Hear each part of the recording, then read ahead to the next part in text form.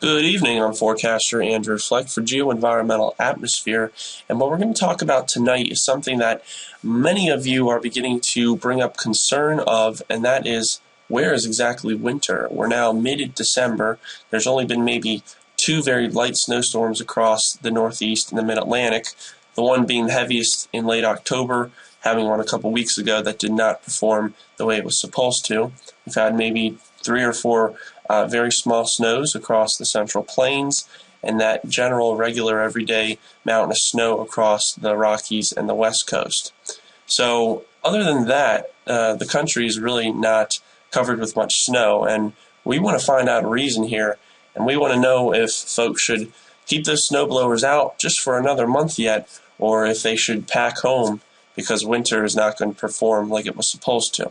So what I'm going to first show you is the temperature maps, surface temperature maps. And what this is going to do is show you where we are currently and where we might be heading down the road in another 2 to 3 weeks. Firstly, the image on the left is the pattern that we're currently in. You notice there's really no troughing out of this. The blue, the purple being the colder air. It's just mostly touching the northern fringes of the United States. Only 1/3 of the country seeing below normal temperatures, and that snow hanging toward the northern half of the country as well. For this to deepen and pull further south and east into the country, we're going to need to have a high pressure sit off to the west of this low pressure that's here in this core purple color. And that's what we see on this right image, which, by the way, is an image for the next 2 to 3 weeks, which is a good sign if you're patient enough to wait for winter, because with this high pressure sitting here just west off of this low pressure means that we might be able to get a troughing and a deposit of colder air into the country. And based off this image, it looks like 2/3 of the country could be below normal temperatures, if not most of all the country for a time being later December into January.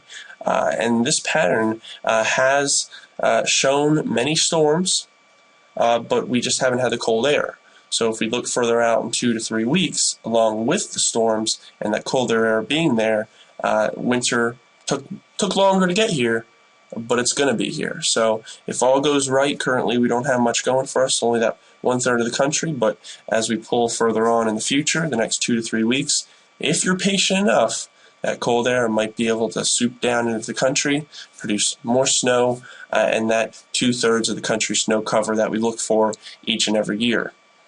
Now, last but not least, I want to show you the anomalies for the 500 heights. This is basically the mid-level blocking schemes.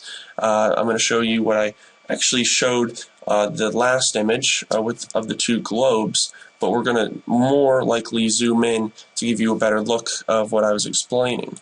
And what I'll show you here is this was that first image where there was no real distinct flow of cold air. It was just stuck up there.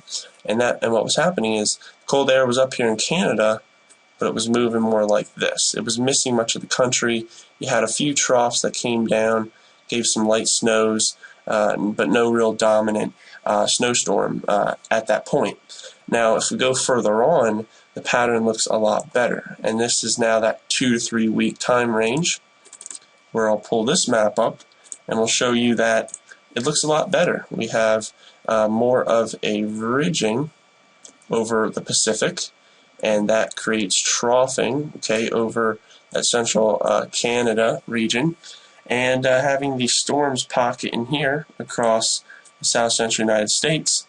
Cold air comes down, meets with this, and you got yourself potential for some white stuff, snow being that, for the end of December into January. Now, the last variable is that this is going to be a tough season to get snow if you live across the east. Why is that? Well, we have a high pressure, that Bermuda high, that southeast ridge, whatever you want to call it, sitting down here, and you're also going to have your polar vortex sitting up here. So one has got to be stronger for this pattern to give snow, and that has to be this polar vortex. And all has to be perfect for us to get these snowstorms.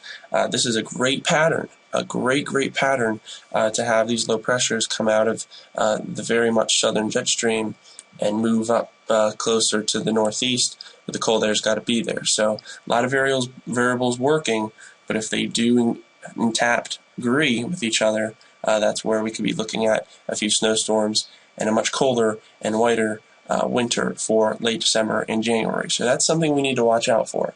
Don't pack winter up yet, folks, but it's still there just for now. I don't think that we should hang our hats yet, but I do believe that if this does not come into fruition, nothing will. So have a good one, and we will speak to you later on when things become more clear. I'm Geoenvironmental Atmospheric Forecaster Andrew Fleck.